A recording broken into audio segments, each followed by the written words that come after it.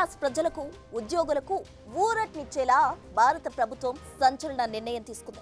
ఇకపై 12 లక్షల వరకు ఎలాంటి ట్యాక్స్ చెల్లించాల్సిన అవసరం లేదు. అసలైన బడ్జెట్ బొనాన్జా అంటే ఎలా ఉంటుందో ఆర్థిక మంత్రి నిర్మలా సీతారామన్ ఇవాళ ఇండియాకు చూపించారు. మరి కొత్త ట్యాక్స్ విధానం ఎలా ఉంటుంది? పాత పన్ను విధానంలో మారిన స్లాబ్ల ప్రకారం ఎంత పన్ను చెల్లించాల్సి ఉంటుంది?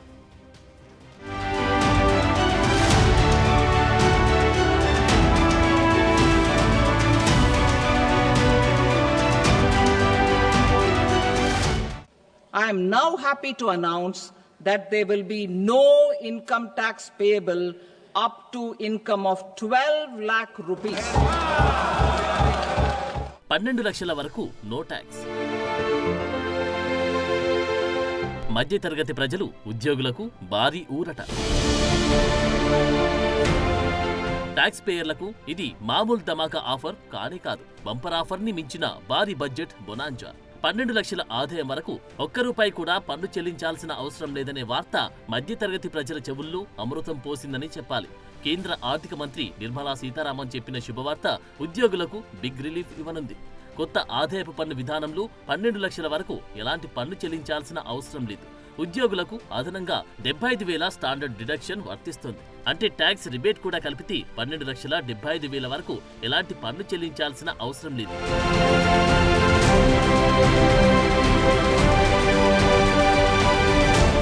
ఈ బడ్జెట్లో మరో కీలక నిర్ణయం ప్రకటించింది ఆర్థిక మంత్రి నిర్మలమ్మ. పాత ఆదాయపు పన్ను విధానంలో స్లాబులను సైతం మార్చారు. కొత్త ట్యాక్స్ స్లాబ్ల ప్రకారం 4 లక్షల వరకు ఎలాంటి పన్ను చెల్లించాల్సిన అవసరం లేదు.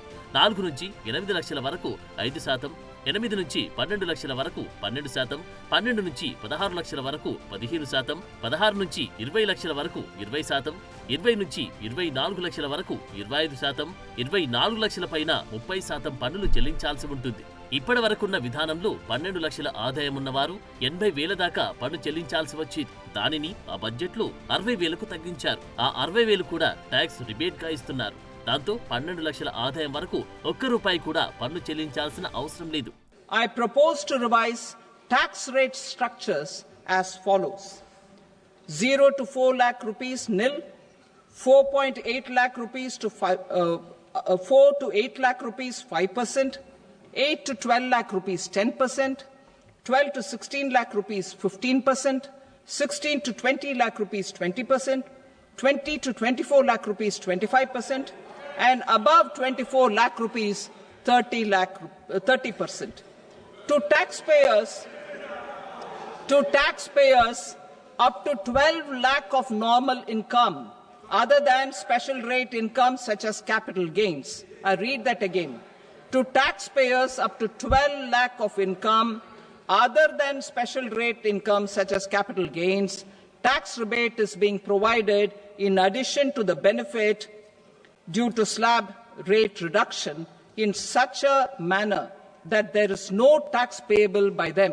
పాత పన్ను విధానంలో ఇప్పటి వరకు 6 స్లాబులుండగా ఈ బడ్జెట్లో ఒక స్లాబ్ పెంచారు. గతంలో 15 లక్షల పైన ఆదాయం ఉన్నవారు 30% పన్ను కట్టాల్సి ఉండేది. ఇప్పుడు కొత్తగా 20 నుంచి 24 లక్షల వరకు 25% పన్ను చెల్లించే స్లాబ్ ని చేర్చారు. వచ్చే ఆర్థిక సంవత్సరం నుంచి ఏడాదికి 24 లక్షల పైన ఆదాయం ఉన్నవారు 30% పన్ను చెల్లించాల్సి ఉంటుంది. ఈ విధానంతో భారీ మొత్తంలో ఆర్జించే వారికి కూడా కొంత ఊరట కలుగుతుందని భావిస్తున్నారు. ముఖ్యంగా కొత్త పన్ను విధానంలో మధ్యతరగతి ప్రజలకు, ఉద్యోగులకు భారీ ఊరట కలుగుతుందని ఆర్థిక నిపుణులు చెబుతున్నారు.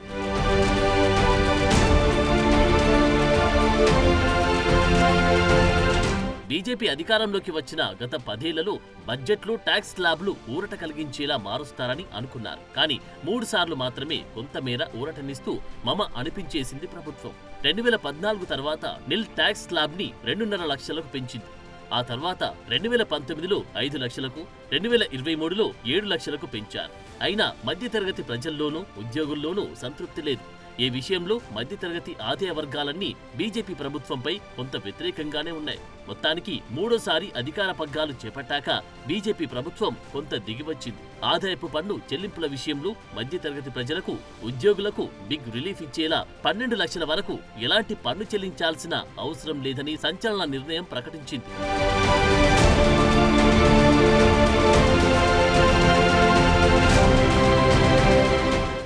భారత ఆర్థిక ప్రగతిలో ఎంతో కీలకమైన బడ్జెట్ ని ఆర్థిక మంత్రి నిర్మలా సీతారామన్ 8వసారి ప్రవేశపెట్టారు. ఎక్కువసార్లు బడ్జెట్ ప్రవేశపెట్టిన మహిళా మంత్రిగా ఆమె అరుదైన ఘనత సాధించారు. ఈసారి అంతా ఆవిడ బడ్జెట్ ప్రసంగం గురించే మాట్లాడుకుంటున్నారు. కేవలం 74 నిమిషాల్లో ఆవిడ తన బడ్జెట్ ప్రసంగాన్ని ముగించడం ఇప్పుడు హాట్ టాపిక్ గా మారింది.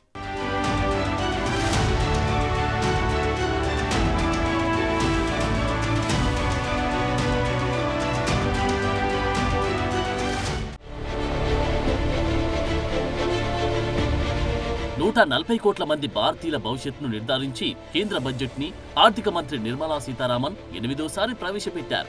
ఎక్కువసార్లు పార్లమెంట్లో బడ్జెట్ ప్రవేశపెట్టిన మహిళా మంత్రిగానే కాదు, అత్యధిక సమయం బడ్జెట్ ప్రసంగం చేసిన రికార్డు కూడా నిర్మలమ్మ ఖాతాలోనే ఉంది.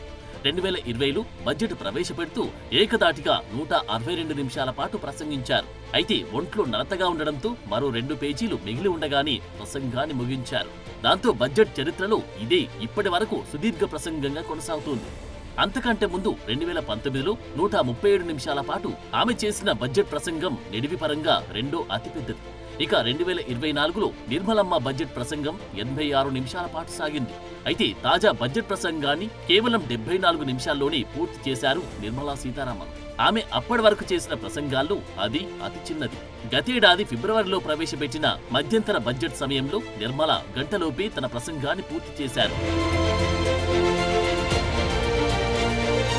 ఎప్పుడు బడ్జెట్ ప్రవేశపెట్టినా సుదీర్ఘంగా ప్రసంగించే నిర్మలా సీతారామన్ ఈసారి కేవలం 1:14 నిమిషాల్లోనే పూర్తి చేయడం హాట్ టాపిక్ గా మారింది. ఈసారి కేవలం బడ్జెట్లోని కీలక కేటాయింపుల్ని, ముఖ్య అంశాల్ని మాత్రమే ఆవిడ ప్రస్తావించారు. పార్లమెంటు వేదికగా ఏవైతే ఖచ్చితంగా దేశ ప్రజలకు చెప్పాలనుకున్నారో వాటినే సూటిగా చెప్పారు. కొన్నేళ్లుగా సుదీర్ఘమైన బడ్జెట్ ప్రసంగాలు చేయడం నుంచి మొట్టమొదటి పేపర్లెస్ బడ్జెట్ ప్రవేశపెట్టడం వరకు నిర్మలకు రికార్డుంది. అంతేకాదు దేశ ఆర్థిక ప్రాధాన్యతల్ని, విధానాల్లో మార్పుల్ని హైలైట్ చేయడంలోనూ ఆమె కీలక మైలురాళ్లను అధిగమించారు.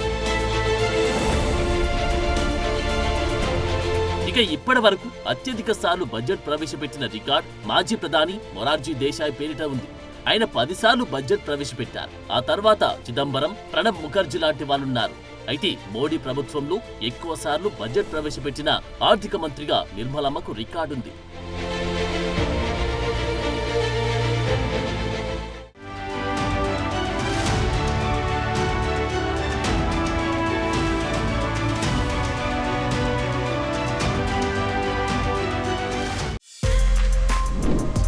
For more videos like this, subscribe Big TV channel.